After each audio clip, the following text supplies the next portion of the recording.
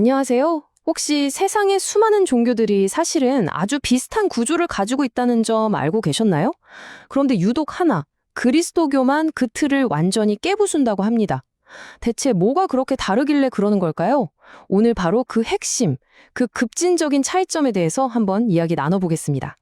자, 오늘 우리가 살펴볼 이야기는 이렇습니다. 우선, 믿음은 그냥 묻지도 따지지도 않고 믿는 거 아니야? 하는 이 흔한 오해부터 좀 짚고 넘어갈 거고요.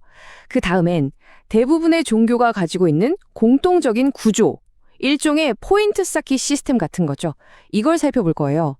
그리고 나서 이 모든 걸 완전히 뒤집어버리는 그리스도교의 아주 파격적인 주장을 만나볼 겁니다.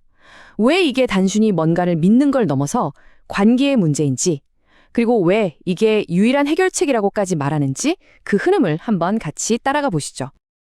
자, 그럼 첫 번째 주제부터 시작해 볼까요? 믿음은 과연 맹목적일까요? 흔히들 그렇게 생각하잖아요. 종교를 믿으려면 이성이나 증거 같은 건 잠시 내려놔야 한다고. 사실 많은 분들이 바로 이 지점에서 딱 걸려서 더 나아가질 못하거든요. 여러분은 어떠세요? 믿음이란 증거 없이 그냥 믿는 것이라고 생각하시나요? 사실 이 질문이 정말 큰 벽 같아요. 많은 분들이 종교는 비합리적인 거구나 하고 여기서 딱 돌아서 버리시더라고요. 그런데 말이죠. 여기서 우리가 꼭 짚고 넘어가야 할 게 있어요. 바로 맹목적인 믿음이랑 증거에 기반한 믿음은 완전히 다르다는 겁니다. 그쵸? 아무 증거도 없이 그냥 믿어 하는 건 위험할 수 있죠. 근데 잘 생각해보면 우리는 매일 증거에 기반해서 뭔가를 믿고 신뢰하면서 살아가요. 당장 의사 선생님 말을 믿고 약을 먹는 것도 그렇고 은행을 믿고 돈을 맡기는 것도 그렇죠. 이건 굉장히 합리적인 행동이거든요. 그리스도교에서는 자신들의 믿음이 바로 이런 종류의 것, 그러니까 증거를 보고 내리는 합리적인 신뢰라고 주장합니다. 실제로 성경을 보면요. 묻지도 따지지도 말고 그냥 믿어 이렇게 말하는 구절은 거의 없어요. 오히려 자, 이걸 보고 판단해봐 하면서 증거를 제시하는 것처럼 보이거든요. 예를 들어 요한복음을 쓴 사람은 아예 책 서두에 이렇게 써놨어요. 내가 이걸 쓰는 이유는 여러분이 이 증거들을 보고 믿게 하려는 겁니다. 라고요. 굉장히 흥미롭죠? 자, 그럼 믿음에 대한 오해를 좀 걷어냈다고 치고 본격적으로 종교의 구조에 대해 한번 이야기해 볼게요. 혹시 종교라는 단어를 들으면 어떤 이미지가 떠오르시나요? 아마 대부분 비슷할 거예요. 뭔가 신에게 인정받기 위해 평생 노력하는 그런 여정, 그런 그림이 그려지지 않나요? 보통 이런 식이죠. 첫 단계, 어떤 계기나 의식을 통해 그 종교에 입문을 합니다. 그리고 두 번째 단계, 그 종교의 가르침, 그러니까 도나 길을 따라서 평생을 살아가는 여정을 시작하죠. 그리고 마지막, 삶의 끝에서는 최종 심판대 같은 곳에 서서 내 선행과 악행이 저울질 당하는 그런 평가를 받게 되는 겁니다. 이런 시스템의 핵심을 한 단어로 줄이면 바로 공로주의라고 할 수 있어요. 말 그대로 내 공로로 구원을 얻는다는 거죠. 내가 천국에 갔든 신에게 인정을 받든 그건 전적으로 내 선행 점수가 악행 점수보다 높으냐 낮으냐에 달려있다는 거예요. 모든 게 내 노력, 내 퍼포먼스에 달린 셈이죠. 근데 이 시스템에는 한 가지 아주 큰 문제가 있어요. 바로 불확실성입니다. 한번 생각해 보세요. 내가 과연 충분히 잘 살았나? 내 착한 일이 나쁜 일보다 진짜로 많을까?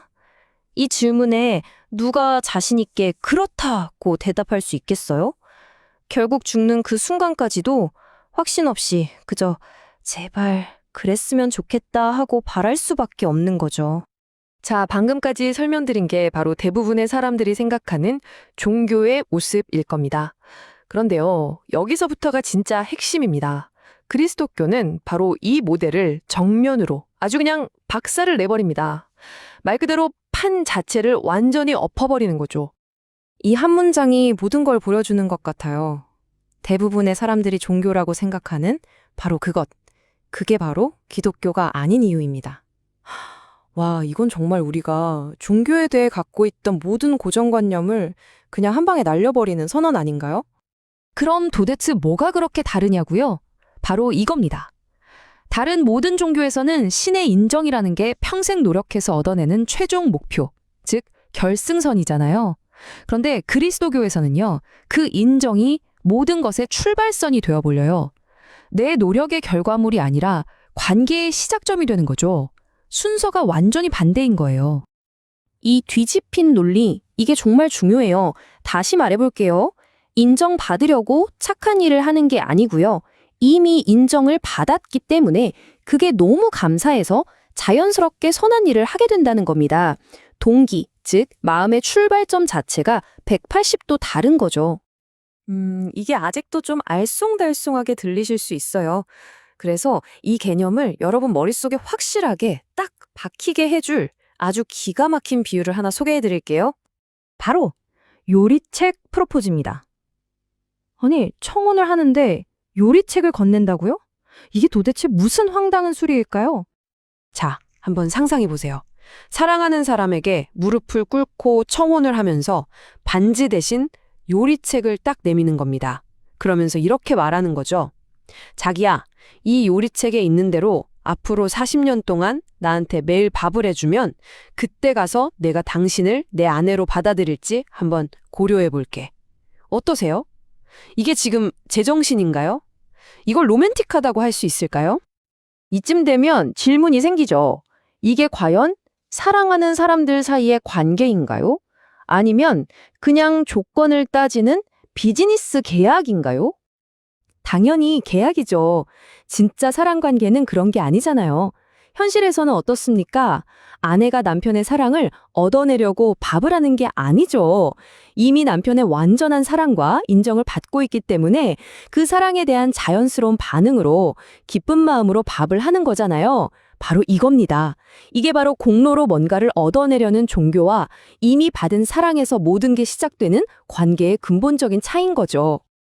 자, 그럼 이제 마지막 질문이 남았습니다.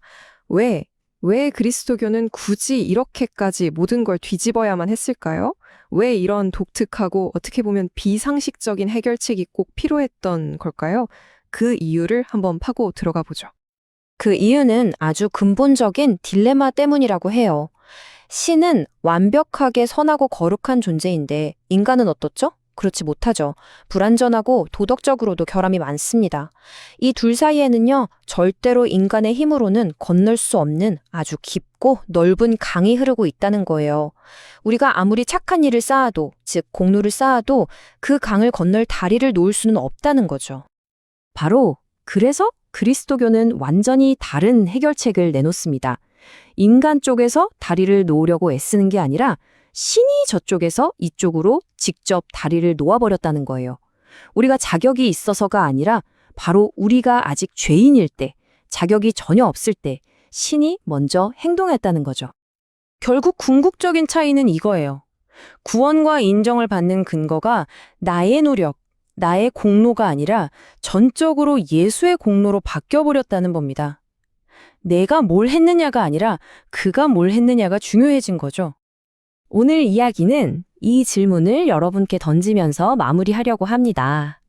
만약 신의 인정이 우리가 평생 땀 흘려 도달해야 하는 저 까마득한 결승선이 아니라 바로 지금 이 자리에서 모든 걸 새롭게 시작할 수 있는 출발선이라면 어떨까요? 이 관점의 전환이 과연 우리의 삶을 어떻게 바꿀 수 있을지 한번 깊이 생각해 보시는 계기가 되었으면 좋겠습니다.